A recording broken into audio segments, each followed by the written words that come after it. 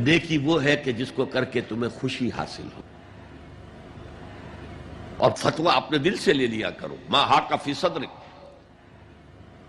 جو کچھ تمہارے سینے کے اندر جو کچھ جس سے خدبد ہو جائے، جس سے بے چینی ہو جائے، وہ اسم ہے، وہ گناہ ہے۔ الاسم ما حاک فی صدرک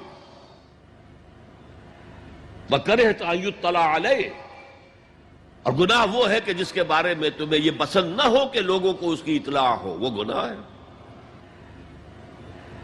تو اصل شے یہ ہے نیکی کا وہ کام جس کا ظاہر بھی نیکی کا ہو اور باطن بھی ہو، کہ موٹیویشن صرف اللہ کی رضا ہو، اللہ کی محبت اور اللہ کی رضا کا حصول۔ یہ ہے پازیٹو موٹیو۔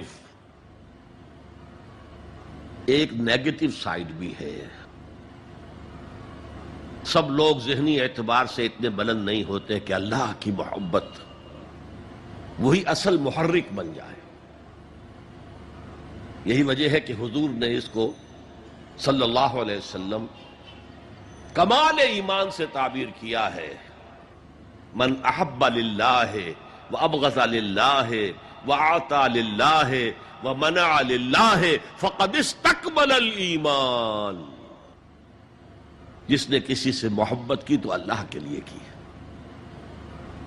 کسی سے نفرت اور بغض رکھا تو اللہ کے لیے رکھا، کہ اللہ کو اس سے نفرت کرنا پسند ہے، اور کسی کو کچھ دیا تو اللہ کو خوش کرنے کے لیے دیا، اور کسی سے کچھ چیز روکی تو صرف اس لیے کہ اللہ کو اس کا روکنا پسند ہے، تو اس شخص نے اپنے ایمان کی تکمیل کر لی۔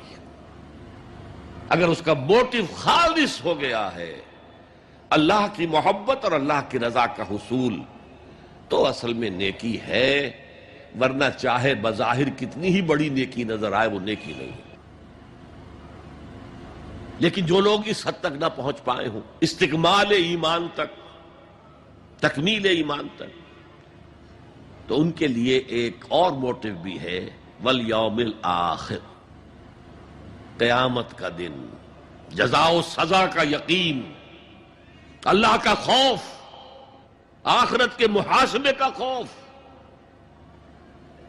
خوف بھی ایک بہت بڑا موٹیو ہے، بہت بڑی موٹیویٹنگ فورس ہے۔ اب میں یوں کہوں گا کہ اگر کسی عمل کا محرک ہے صرف اللہ کی محبت، اس کی رضا کا حصول اور آخرت کی نجات، تو وہ نیکی ہے۔ اگر یہ نہیں ہے، کوئی وطن پرست ہے، وطن کی محبت کی وجہ سے کوئی نیک کام کر رہا ہے، اس کا وہ کام وطن پرستی کے کھاتے میں جائے گا، خدا پرستی کے کھاتے میں نہیں جائے گا۔ کوئی قوم پرست ہے، اپنے قوم کی محبت میں کچھ کر رہا ہے، تو اس کا وہ نیک کام قوم پرستی کے کھاتے میں جمع ہوگا، خدا کی پرستش کے لیے نہیں۔